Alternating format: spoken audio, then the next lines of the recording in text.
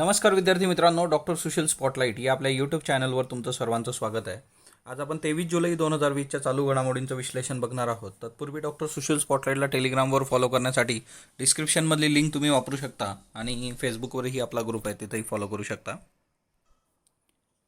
काल आपण कापड व्यवसायाबद्दल बघितलं होतं बघा. आज जे आहे ते चप्पल आणि बॅग विक्रेते यांच्या संबंधी आलेला आहे आणि याच्यामध्ये कोल्हापुरी चप्पले संबंधीचा जो व्यवसाय आहे तो पण मोठ्या प्रमाणावर लॉसमध्ये आहे आणि जवळपास या सगळ्या याच्यामध्ये की जे इनपुट कॉस्ट आहे ती पण निघत नाही आहे आणि जो माल पडून आहे तो खराब होऊ शकतो किंवा ह्या सगळ्या गोष्टी ज्या आहे किंवा बॅग निर्मिती जी आहे तर त्यालाही मोठ्या प्रमाणावर आता लॉस सहन करावा लागतो आहे. एकंदरच उल्हासनगर जे काय आहे मुंबई उपनगरामधलं, तर तिथं मोठ्या प्रमाणावर बॅग निर्मितीचे कारखाने आहेत आणि तिथं मोठ्या प्रमाणावर काम करणारे मजूर जे आहेत. मग आता उत्पन्नच नाही तर मग त्या गोष्टी कशा वर्क करायच्या किंवा दुकानाचं भाडं असेल किंवा त्यात तर एक व्यवसाय समोर येतो आहे आणि लोकसत्ताचा हा उपक्रम चांगला आहे की ज्याच्यातून आपल्याला बऱ्याचदा आपल्या आकलनापलीकडच्या काही गोष्टी असतात किंवा आपण ज्या गोष्टींचा विचारच करत नाही की कारण त्या समोर येत नाही, तर तसे सगळ्या गोष्टी याच्यातून कव्हर होत आहेत. तर ते थोडं लक्षात ठेवा आणि कोविड-19च्या एकंदर परिस्थितीवर आपण या सगळ्या गोष्टींबद्दल विचार करू शकतो. जे काही दुबेची चकमक झाली होती किंवा दुबे एन्काउंटर आणि त्या सगळ्या गोष्टी ज्या आहेत, उत्तर प्रदेश सरकारने जो चौकशी आयोग तयार केलेला आहे तर त्या प्रकरणी निवृत्त न्यायाधीश BS चव्हाण यांच्या नेतृत्वाखाली 3 सदस्यांचे चौकशी आयोग नेमण्यात आलेला आहे आणि तो मसुदा जो आहे त्याला सर्वोच्च न्यायालयाने मान्यता दिलेली. हे ऑलरेडी आपण बघितलं होतं, ही न्यूज परत आलेली आहे कारण सर्वोच्च न्यायालयाने त्याला मान्यता दिलेली आहे. सो न्यायाधीश BS चव्हाण निवृत्त न्यायाधीश आणि त्यांच्या अंडर 3 सदस्य अजून. पण एक गोष्ट लक्षात ठेवा की याच्यामुळे काय होतं की रिव्हिजन कितीतरी गोष्टी रिपीट होत असतात. न्यूजपेपर रेग्युलर वाचणं किंवा रेग्युलर तुम्ही करंट ॲनालिसिस बघत असाल तर यातून काय होतं की बऱ्याचशा गोष्टी रिपीट येत असतात आणि त्याच्यामुळे ते आपल्याला एक प्रकारे रिव्हिजन होतं. तर ही एक BS चव्हाण जे काही कमिशन आहे किंवा आयोग, तर तो एक लक्षात ठेवा है ना. पोलिसांसंबंधीचे प्रश्न अपेक्षित आहे त्या काळामध्ये. आता महामदतीतून शिकण्यासारखं, आता खरं तर कोविड-19साठी वेगवेगळ्या ठिकाणी वेगवेगळ्या देशांमध्ये मदत दिली जाते. त्यातल्या त्यात युरोपियन महासंघाने जी आहे ती 750 अब्ज युरोची मदत केलेली आहे, म्हणजे 64,67,200 कोटी रुपये.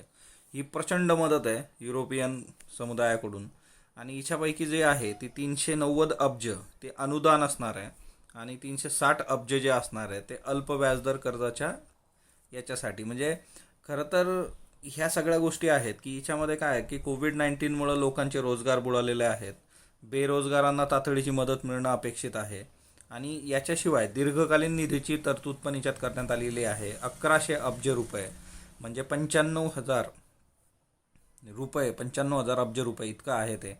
1100 अब्ज युरो तर ते 95,000 अब्ज रुपये इतकी ती मदत आहे. तर एकंदरच हे आकडे काही लक्षात ठेवायचा संबंध नाही. इथं 2 गोष्टी आहेत. ही जी मदत आहे ही तातडीची मदत आहे आणि ही जी मदत आहे ती दीर्घकालीन मदत आहे. मग भारताच्या बाबतीत सुद्धा अशा गोष्टी होणं अपेक्षित आहे आणि भारताच्या बाबतीमध्ये आपण जे काय केलेलं आहे की जवळपास 5% 20,000 अब्जची जी काही मदत होती आपल्या इथं आत्मनिर्भर मदत योजना. पण याच्या इश्यू काय आहे की याच्यावर क्रिटिक काय झालं की आत्मनिर्भर भारत योजनेतल्या कितीतरी योजना ह्या अर्थसंकल्पातच घोषित झालेल्या होत्या. मग तुम्ही कोविड-19साठी वेगळं असं काय केलं की जी बजेटमधलीच गोष्ट आहे, तर तो फार महत्त्वाचा मुद्दा याच्यामध्ये आहे. त्याच्यानंतर अल्पभूधारक असतील किंवा शेतकरी, फेरीवाले आणि यांच्यासाठी पण मदत जाहीर झाली. फेरीवाल्यांसाठी कुठली योजना आहे मला कमेंट बॉक्समध्ये सांगा बरं. आणि दुसरी महत्त्वाची गोष्ट की मग आता उद्योग धंदे जे काही आहेत वेगवेगळे, तर त्यांचा विचार याच्यामध्ये मोठ्या प्रमाणावर झालेला नाही आहे किंवा उद्योग कंपन्या तिच्यातून बेरोजगार होणारी लोक. तर एकंदरच गोष्टी एकदम क्लिअर आहेत की तुमच्याकडं 2 पद्धतीने गोष्टी होणं की शॉर्ट टर्म आणि लॉंग टर्म अशा दोन्ही याच्यात ती मदत होणं अपेक्षित होतं. आता बघा, ही जी केस आहे राजस्थान संबंधीची केस आहे. 1985 मध्ये घडलेली घटना ही आणि ही आज एडिटोरियलला पण आहे. 1985 याचा निकाल लागतो 2020 मध्ये. 35 वर्ष घेतलेले आहेत ओके ह्या केससाठी आणि याच्यावरूनच तुम्हाला आपल्या ज्युडिशियरीची दयनीय अवस्था लक्षात येते. 35 वर्ष म्हणजे काय, त्याला अर्थ राहत नाही की justice delayed is justice denied है ना. जर न्याय इतक्या उशिरा मिळणार असेल तर तो अन्यायासारखाच असतो, काय त्याला न्याय मिळणं म्हणू शकत नाही आपण. आता ही थोडी हाय प्रोफाईल केस आहे परंतु तरीसुद्धा अशा केस स्टडीज किंवा अशी एक्झाम्पल्स तुम्हाला पाहिजे की जे तुम्ही निबंधात लिहू शकता, किंवा तुम्हाला विचारल्यानंतर तुम्ही काही रेफरन्सेस ज्या वेळेस द्याल तर त्यावेळेस ही खूप याच्यातली महत्त्वाची केस आहे. या केसचं एक ओव्हरऑल तुम्हाला हे सांगतो की जे काही राजस्थानमधली रॉयल फॅमिली होती, तर तिथले एक राजा होते मानसिंग म्हणून. आणि राजस्थानमधलं जे भरतपूर आहे तर तिथले ते राजा होते, तो जे प्रिन्सली स्टेट होतं त्याचे. आणि जवळपास 7 वेळा लेजिस्लेटर पण होते ते. आणि काँग्रेसचे जे तिथले मुख्यमंत्री होते तत्कालीन, त्यांची सभा होती. आणि त्या सगळ्या याच्यामध्ये हे जे मानसिंग होते, तर त्या काँग्रेसच्या कार्यकर्त्यांनी त्या काळात जे काही रॅली असेल किंवा तो उन्माद असतो इलेक्शनच्या वेळेस प्रत्येक पक्षाच्या कार्यकर्त्यांमध्ये तुम्ही बघू शकता, तर तिच्यात यांचा जो फ्लॅग होता, तर त्याला म्हणजे त्याचं जे काही अवमान करण्यात आला होता, राजा मानसिंग यांचं प्रिन्सली स्टेट, त्यांचा झेंडा वगैरे असं. आणि त्याच्यामुळे त्यांनी काय केलं होतं, त्यांनी गाडी घातली होती कशावर, तर CMचे जे भाषण होणार होतं त्याच्यासाठीचं स्टेज होतं, चॉपर होतं, ते अशा पद्धतीने तिच्यावर डायरेक्टच गाड्या घातल्या होत्या. आणि तिच्यामध्ये राजा मानसिंग आणि त्यांचे 2 सहाय्यक जे आहेत त्यांना पोलिसांनी गोळ्या घालून त्यांची हत्या केली होती. आता हे 1985 मधली केस आहे. आणि 1985 नंतर मग राजस्थान पोलिसला आता तिच्यातल्या जवळपास 11 लोकांना है ना लाईफ टर्म म्हणजे आजन्म कारावासाची शिक्षा दिलेली आहे कोर्टाने. तर म्हणजे मुद्दा इतका क्लिअर आहे. हिच्यात 2 गोष्टी आहेत, एक तर ज्युडिशरीने 35 वर्ष घेतले, आणि दुसरा जो मुद्दा हिच्यातला आहे की तो पोलिसांसंबंधीचा आहे. परत आपण पोलीस सुधारणा ऑलरेडी बघितलेला आहे लेक्चर, जर तुम्ही ते बघितलं नसेल तर ते तुम्ही लेक्चर नक्की करा. आता या फोटोत तुम्ही बघू शकता की ही लोक, आता यांचं वयच किती म्हणजे तुम्ही विचार करा, तेव्हा ते सर्व्हिसमध्ये असलेले पोलीस 35 वर्षानंतर, आणि तुम्ही आता त्यांना लाईफ इम्प्रिजमेंट देतात, काही पॉईंटच नाही उरत. याच्या संबंधी दुसरा आर्टिकल पण आहे. आता हे एक आर्टिकल आहे बघा, जस्टिस स्लो बट शुअर, है ना. खरं तर याला काही एक अर्थ नाही आहे, ठीक आहे. ही 30 केस आहे, फक्त हिच्यामध्ये यांनी दिलेलं आहे की मानसिंग जे होते प्रिन्सली स्टेट भरतपूरचे राजा, पण आता ही 35 वर्ष निकाल आलेली केस आहे. मग अशा दुसऱ्या कुठल्या केसेस आहेत का, तर होलसेल केसेस आहेत आपल्याकडं. आता ही एक आहे की trial of men who assassinated railway minister LN Mishra, है ना. LN मिश्रा यांची जानेवारी 1975मध्ये हत्या केली होती, ॲसिसिनेशन त्यांचं. आणि त्या सगळ्या याच्यामध्ये 2014मध्ये याचा निकाल लागलेला आहे, म्हणजे 1975 ते 2014 39 वर्ष घेतलेले आहेत केसनी, 39 इयर्स. त्याच्यानंतर परत एक आहे हाशिमपुराची केस आहे, हाशिमपुराच्या जवळपास, आणि तिथं दंगे झाले होते, है ना, मुस्लिम आणि ते सगळा जो काय प्रकार तिथला होता 1987मध्ये. आणि केसचा निकाल लागतोय 2015मध्ये, म्हणजे ते तिकडचे 14 वर्ष आणि हे इकडचे 15 वर्ष, जवळपास 29 वर्षाचा कालावधी आहे. तर अशा केसेस आहेत की हिनस क्राईम जे आहेत किंवा क्रिमिनल केसेस ज्या आहेत, त्या क्रिमिनल केसेसमध्ये कशा पद्धतीने काम होतं ते व्हायला पाहिजे, हा सगळा मुद्दा याच्यामध्ये आहे.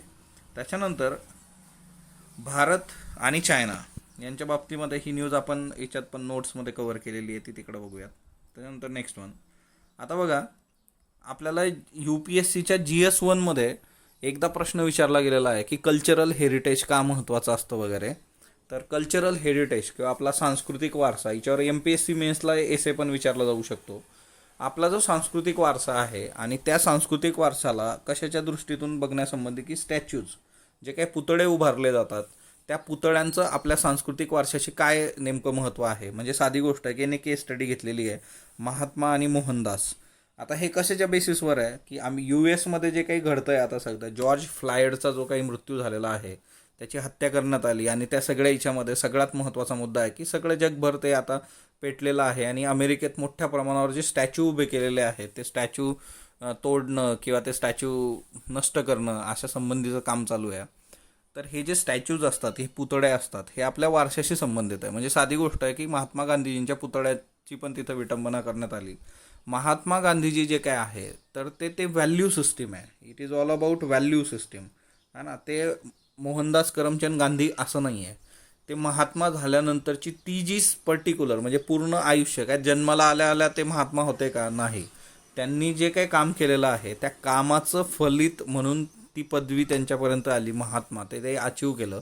आणि ती जी व्हॅल्यू सिस्टीम आहे, ती व्हॅल्यू सिस्टीम म्हणजे तोच पुतळा आहे. पण हिच्यामध्ये सगळ्यात महत्त्वाची गोष्ट आहे की शेअर जजमेंट काय आहे आजच्या डेटमध्ये, म्हणजे इन प्रेझेंट सिच्युएशनमध्ये तुम्ही पास्टला कसं बघता, तिच्यातलं जे हेरिटेज आहे किंवा जे कल्चर आहे त्याला तुम्ही कशा पद्धतीने बघता, हा महत्त्वाचा मुद्दा आहे.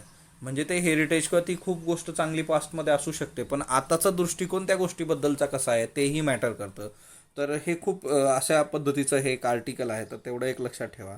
त्याच्यानंतर जे काही हायर कॉलेजेस आहेत किंवा हायर लर्निंग आहे, हायर एज्युकेशन आहे, त्याच्यामध्ये रिफॉर्म करण्याची हीच वेळ आहे, असं एक आर्टिकल आहे. यातले 3च मुद्दे आपल्यासाठी महत्त्वाचे ते लक्षात ठेवा.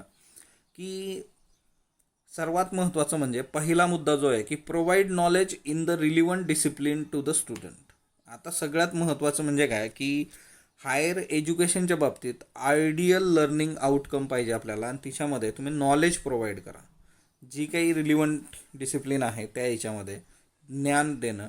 दुसरी महत्त्वाची गोष्ट आहे की हायर एज्युकेशन जे आहे तर ते वर्कफोर्सला जॉईन करणारे स्टुडंट्स असतात. म्हणजे हायर एज्युकेशन नंतर तुम्ही जॉब शोधणार किंवा सरळ सरळ तुम्ही अर्थव्यवस्थेला काहीतरी कॉन्ट्रीब्युशन देणार आहात. त्याच्यामुळे ते जे एज्युकेशन असतं तर ते येत्या काळामध्ये जे काही नोकऱ्या उपलब्ध आहेत किंवा दुसरा मुद्दा जो आहे की एंटरप्राइजेस संबंधीचा, तर त्या संबंधीचं स्किल देणारे हे पाहिजेत. तर तेही एक महत्त्वाचं आहे की ते सर्वात महत्त्वाची गोष्ट जी काय आहे की ते स्किल असलं पाहिजे जॉब संबंधीचं. अदरवाईज आपलं हायर एज्युकेशन काही कामाचं नाही आहे की एखादा तुम्ही खूप शिकवलं पण तुम्ही जे शिकवलं आहे त्या शिकवण्याचा त्याला येत्या काळामध्ये काही फायदा होणार नसेल जॉबच्या बाबतीमध्ये, तर तो एक महत्त्वाचा आहे. म्हणजे जे शिक्षण आहे ते जॉबच्या नुसार पाहिजे.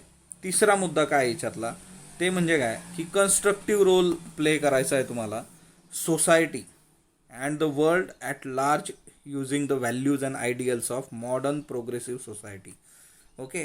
Teaching learning process is expected to mould their character accordingly. म्हणजे तुम्हाला समाजासाठी कन्स्ट्रक्टिव्ह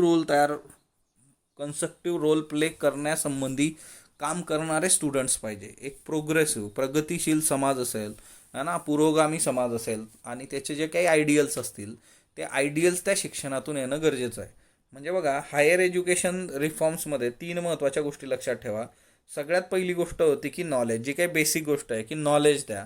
दुसरी महत्त्वाची गोष्ट जी आहे की तुम्ही त्यांना स्किल द्या जॉबसाठीचं. तिसरी महत्त्वाची गोष्ट आहे ती म्हणजे की एक कन्स्ट्रक्टिव्ह रोल प्ले करण्यासाठी सोसायटीमध्ये त्या पद्धतीचे आयडियल्स व्हॅल्यू सिस्टीम त्यांची असली पाहिजे.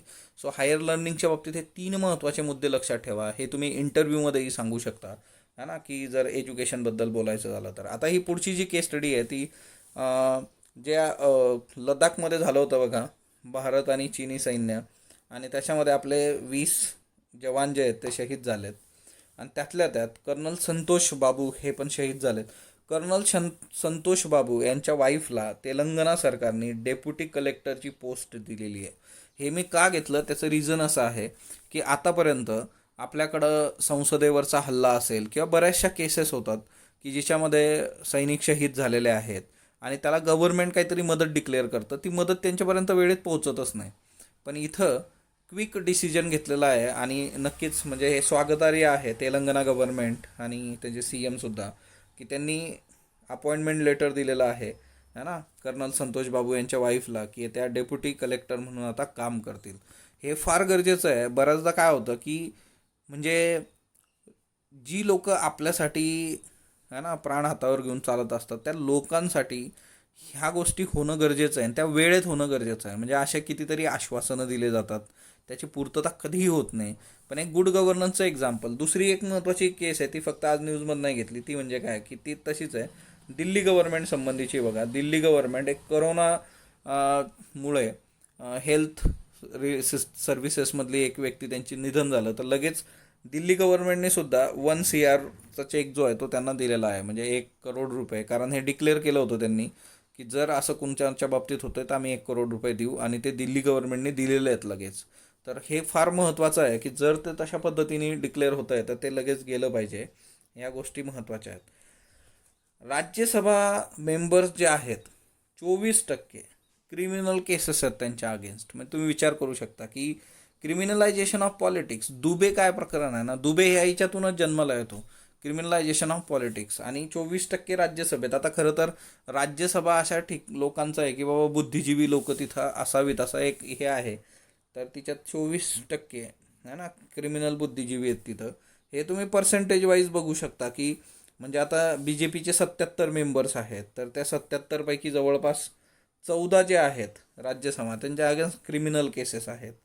म्हणजे हा कुठल्याही पक्षाचा विषय नाही. दुसरं बघा, हे काँग्रेस आहे, काँग्रेसचे 40. हे जे रेड आहे, तर रेड जे आहे तर ते आहे सिरियस क्रिमिनल केसेस आहेत बघा या रेड जे आहे. आता हे बघा जनता दल युनायटेड जेवढे आहेत म्हणजे ब्ल्यू काय आहेत की डिक्लेअर क्रिमिनल केसेस, आणि रेड जे आहेत ते सिरियस क्रिमिनल केसेस, की बाबा क्रिमिनल केसेस डिक्लेअर झालेल्या आहेत. सिरियल क्रिमिनल केसेससुद्धा आहे सिरियस असणाऱ्या लालमध्ये दिलेल्या आहेत. मग आता इथं तुम्हाला सगळेच पक्ष दिसतात. इथं BJD आहे, SP आहे, DMK आहे. म्हणजे हा कुठल्या एका पक्षाचा प्रश्न नाही आहे, हा सगळ्या पक्षांचा प्रश्न आहे की इथं प्रत्येक पक्षामध्ये क्रिमिनलायझेशन झालेलं आहे आणि क्रिमिनल्सला तुम्ही प्रमोट करता, तर ही बाब नक्की स्वागतार्ह नाही. मग याच्यासाठी काय केलं पाहिजे, तर फक्त सगळी जबाबदारी राजकीय पक्षाला नुसता प्रश्न विचारून नाही. मतदान करणं आपल्या हातात आहे, त्याच्यामुळे कुठला कॅन्डिडेट योग्य आहे त्याला नागरिकांनी निवडून देणं ही नागरिकांची पण जबाबदारी आहे. म्हणजे कुठलीही गोष्ट बघा, व्यवस्थेवर प्रश्नचिन्ह उभं करणं फार सोपं असतं, पण आपल्या हातात वोटिंग आहे. जर आपण क्रिमिनल्सला मतदान केलंच नाही तर ऑब्व्हियसली राजकीय पक्षांसाठी तो धडा राहील. नोटाचा पण ऑप्शन आपल्याकडं आहे. त्याच्यानंतर India ideas summit, America Bharat व्यापार मंडळाचा हा कार्यक्रम होता है ना, व्हर्च्युअल समिट. तिच्यामध्ये काल पंतप्रधान नरेंद्र मोदी यांनी आरोग्य, पायाभूत सुविधा, ऊर्जा, संरक्षण, कृषी आणि विमा क्षेत्रामध्ये अमेरिकी कंपन्यांनी गुंतवणूक करावी असं आवाहन त्यांना केलेलं आहे. आणि मग आपल्या इथं किती पारदर्शक आहे काय आहे ते सगळं त्यांनी सांगितलं समजून त्यांना. आता करतात ते गुंतवणूक. महाराष्ट्रामध्ये पाणीपट्टीत 30% वाढ प्रस्तावित आहे. आता महाराष्ट्र जलसंपत्ती नियमन प्राधिकरण किंवा Maharashtra water resources regulatory authority 2020 ते 2023 या काळासाठी पिण्याचं पाणी, शेतीसाठीचं पाणी आणि औद्योगिक वापरासाठीचं पाणी यांच्यासाठी पाणीपट्टीचे दर नव्याने निश्चित करण्यासंबंधी जलसंपदा विभागाला त्यांनी सूचित केलेलं आहे. आता याच्यामध्ये दर 3 वर्षांनी राज्याच्या धरणातून उचलण्यात येणाऱ्या पाण्यापट्टीचे दर निश्चित केले जातात. म्हणजे हे दर 3 वर्षांनी होतं. 2020 ते आता 23 पुढचं जे असणार आहे. 50 लाखापेक्षा अधिक लोकसंख्या असलेल्या महापालिका क्षेत्रामध्ये प्रत्येकी 150 लिटर पाणी एवढं प्रावधान आहे. तर 50 लाखापेक्षा कमी लोकसंख्या असलेल्या महापालिका क्षेत्रामध्ये 135 लिटर पाण्याचं प्रावधान आहे. तर हे पण लक्षात ठेवा है ना, MCQसाठी आपल्याला महत्त्वाचं आहे. आणि जलसंपदा विभागाने जवळपास 30% दरवाढ प्रस्तावित केलेली याच्यामध्ये. अमेरिका आणि चीन यांच्यामधले जे काही वाद आहे ते शमण्याचं नाव घेत नाही. आणि ऑब्व्हियसली अमेरिकेने सरळ स्टेटमेंट करायला सुरुवात केलेली आहे की चीनच्या विरोधात आम्ही भारताबरोबर आहोत वगैरे, किंवा चीनच्या विरोधात भारत आणि अमेरिकाबरोबर काम करणार, असे स्टेटमेंट रेग्युलर येत आहेत डेली. आता इथे त्यांनी काय केलं, अमेरिकेने चीनला ह्युस्टन शहरातलं त्यांचं जे महावाणिज्य दूतावास होतं ते बंद करण्याचे आदेश देऊन टाकलेले आहेत की तुम्ही तुमचं महावाणिज्य दूतावास बंद करा. अमेरिकेने चीनला ह्युस्टनमधलं हे दूतावास काल बंद करण्यासंबंधी सांगितलं आहे ना. याच्यातूनच हे क्लिअर आहे की आता हे संबंध जास्तीत जास्त बिघडत चाललेत. ओके. ध्रुवास्त्राची चाचणी यशस्वी झालेली आहे. ध्रुव अस्त्र आता 22 जुलै 2020ला ओडिसातलं जे बालासोर आहे इथून भारताच्या हेलिकॉप्टरवरून सोडण्याच्या ध्रुवास्त्राची चाचणी यशस्वी झाली. फक्त ते आपण हेलिकॉप्टरवरून सोडून चाचणी नाही केलेली, पण ते हेलिकॉप्टरमधून सोडलं जातं. आता ध्रुवास्त्र जे आहे ते रणगाडा विरोधी क्षेपणास्त्र आहे, म्हणजे अँटी टँक मिसाईल. बघा, रणगाडा विरोधी म्हणजे काय, अँटी टँक मिसाईल. आणि ते प्रत्यक्षात ॲक्च्युली नाग क्षेपणास्त्र आहे, नाग किंवा हेलिना, म्हणजे हेलिकॉप्टर लॉन्च नाग मिसाईल, याला हेलिना पण म्हटलं जातं. तर सर्व वातावरणात ते काम करू शकतं, रात्रंदिवस काम करू शकतं, म्हणजे दिवसा आणि रात्री है ना. DRDOने विकसित केलं आहे. मारक क्षमता 8 किलोमीटर आहे. तसं बघायला गेलं तर नाग क्षेपणास्त्रांची जी काही मारक क्षमता आहे ती अधिकतम फक्त 4 किलोमीटरपर्यंत असते, परंतु हेलिनामध्ये ही वाढवलेली आहे 8 किमीपर्यंत. तर हे लक्षात ठेवा. त्याच्यानंतर आदिवासींच्या अधिकार जपण्यासाठी आंतरराष्ट्रीय समन्वय करण्यात आलेला आहे की वन अधिकार जे काही आहेत तर त्याच्यासाठी उपग्रहांच्या माध्यमातून उपग्रह फोटो घेतले जातील. आणि पश्चिम भारतातील महाराष्ट्रातल्या ज्या नागपूर आणि तिकडच्या अनुसूचित जाती आदिवासी समुदाय आहेत त्यांचे जमिनीवरचे हक्क सुरक्षित करण्यासाठी जमीन हक्क, कॅडस्टा फाउंडेशन आणि वातावरण या 2 संस्था एकत्र आलेल्या आहेत आणि त्या काम करत आहेत. आता खरं तर दावेदारांना जमिनीचा अधिकृत ताबा मिळण्यासाठी ठोस पुरावा म्हणून काय केलं जाईल, तर उपग्रह नकाशे तयार केले जातील आणि याच्यासाठी आंतरराष्ट्रीय मदत कुठून येते, कॅडस्ट्रा फाउंडेशन. राज्यपाल भगतसिंग कोश्यारी जे आहेत आपले, त्यांनी पण म्हटलं होतं की वनाधिकार कायदा 2006 नुसार 3 महिन्यांच्या आत आदिवासी दावेदारांना जमिनीचे उपग्रह नकाशे करून जमिनीचा प्रश्न निकाली काढा तुम्ही, असं त्यांनी म्हटलं होतं. तर ते आपण करतोय आता. फ्लॉसी वॉंगस्टाल. आता फ्लॉसी वॉंगस्टाल कोण आहे, मूळच्या हाँगकाँगच्या आहेत, अमेरिकेत कार्यरत आहेत. एड्स विषाणूच्या रेवणी अभ्यास त्यांनी केलेला आहे. म्हणजे HIV जो व्हायरस आहे त्या व्हायरस संबंधीचं एक मूलभूत संशोधन, त्याचं विश्लेषण, ते जे महत्त्वाचं होतं ते फ्लॉसी वॉंगस्टाल यांनी केलेलं आहे. त्याच्यानंतर भारत आणि चीनच्या बाबतीमध्ये आहे ना, ती जी वरची न्यूज होती, मी तुम्हाला म्हटलं न्यूज आपण घेतलेली आहे नोट्समध्ये, ती म्हणजे की जो वादग्रस्त भाग आहे सीमाच्या बाबतीमध्ये, तिथं UAVचा वापर करायचा नाही. हे दोघांनी एकमत झालेलं आहे याच्यावर, भारत आणि चीनच्या लष्कराचं. अनमॅन एरियल व्हेकल्स, UAVs म्हणजे काय, अनमॅन एरियल व्हेकल्स. आणि एकंदरच 10 किलोमीटरचं जे अंतर आहे, जिथं जिथं वादग्रस्त आहेत किंवा आता सध्या वाद आहे, मग तो कुठला भाग आहे, तर लद्दाख आणि प्रत्यक्ष नियंत्रण रेषा जी आहे त्याच्या पूर्वीकडचा भाग. तर तिथं 10 किलोमीटरच्या अंतरावर जे असेल ते अनमॅन एरियल व्हेकल्स वापरलं जाणार नाही. त्याच्यानंतर लोणार सरोवरातलं पाणीचा रंग बदलला होता बघा, गुलाबी, लाल गुलाबी असं ते पाणी झालं होतं. तर ते कशामुळे झालं होतं त्याचं संशोधन केलेलं आहे पुण्यातल्या एका संस्थेने. त्यांनी म्हटलं आहे की सॉल्ट लविन हॅलॉर्चिया बॅक्टेरिया. तर हा हॅलॉर्चिया बॅक्टेरिया जो आहे तो सॉल्ट लविंग बॅक्टेरिया, त्याच्यामुळे पाणी गुलाबी झालं होतं. आणि हॅलॉर्चिया किंवा हॅलोफिलिक आर्चिया हे बॅक्टेरिया कल्चर जे आहे ते गुलाबी रंगाचं पिगमेंट तयार करतं आणि तिच्यामधून हे सगळे मुद्दे आहेत. त्याच्यानंतर कला नारायणास्वामी या भारतीय वंशाच्या सिंगापूरमधल्या परिचारिका आहेत. यांना सिंगापूरमध्ये अवॉर्ड देण्यात आलं. कोविड-19साठीचं प्रेसिडेंट अवॉर्ड यांना देण्यात आलेलं आहे. त्याचं स्वरूप जे आहे $7,228 आणि प्रमाणपत्र. तर हा एक महत्त्वाचा मुद्दा आहे. त्याच्यानंतर रेमंत कुमार मिश्रा, हे मास्क मॅन ऑफ बिहार असं यांना म्हटलं जातं आहे सध्या. मधुबनी चित्रकला जी आहे त्याचे हे चित्रकार आहेत, कलाकार, आणि ते मधुबनी चित्रकलांच्या नमुन्याचे मास्क बनवून विकत आहेत आणि अख्ख्या भारतातून त्याला मागणी आहे. ₹50 एक मास्क ते देतात. मधुबनी चित्रकला, याला मिथिला चित्रकला पण असं म्हटलं जातं. ही तुमच्या समोर आहे बघा. वाटलं त्याच्यावर एक सेपरेट लेक्चर घेऊयात की काय असते. तर हे टिपिकल जसं आपल्याकडे पण असतं की लोककलेसारखं आहे शेवटी आहे, पण ते टिपिकल त्या एरियामध्ये आहे. याच्यामध्ये बरेच वेगवेगळ्या प्रकारे काम केलं जातं. दुष्काळ हा नैसर्गिक नसून मानवनिर्मित आहे, डॉक्टर अमर्त्य सेन म्हटले होते. बॅलन डिऑर पुरस्कार फुटबॉलशी संबंधित आहे, यावर्षी दिला जाणार नाही. पॅसेज एक्सरसाइज भारत आणि अमेरिकेबरोबर केला. कुठं केला होता, अंदमान निकोबार. जागतिक खारफुटी दिवस कधी साजरा केला जातो, 26 जुलै. है ना. अल अमल हे संयुक्त अरब अमिरातीचे मंगळयान आहे. इस्रोच्या मदतीने, जपानच्या मदतीने ते पाठवलेलं आहे. तिच्यावर भारताचा काही संबंध नाही है ना. आपल्या बाजूने इस्रोकडून पाठवलं असतं तर आपल्याला थोडे पैसे मिळाले असते.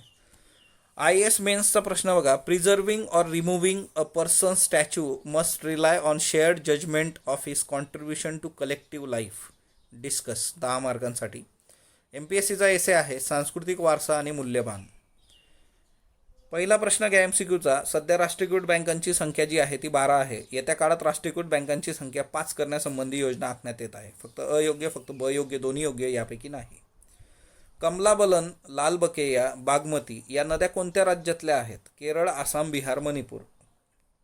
सामाजिक सुरक्षा क्रमांक खालीलपैकी कुणासाठी आहे? जम्मू काश्मीरचे नागरिक, दुर्बल घटक, महिला, बालक, स्थलांतरित मजूर. Global fund for AIDS, tuberculosis, malaria निधीची स्थापना कधी करण्यात आली? 2020, 2002, 2010, 2015. मिशन संपर्क खालीलपैकी कोणत्या घटकाशी संबंधित आहे? मलेरिया, क्षयरोग, डेंग्यू, एड्स. याचे उत्तर तुम्ही कमेंट बॉक्समध्ये देणार आहात. स्पॉटलाईटला जो तुम्ही प्रतिसाद देता त्याबद्दल मी आपला आभारी आहे. स्पॉटलाईटला लाईक करा, शेअर करा, सबस्क्राईब करा. धन्यवाद विद्यार्थी मित्रांनो.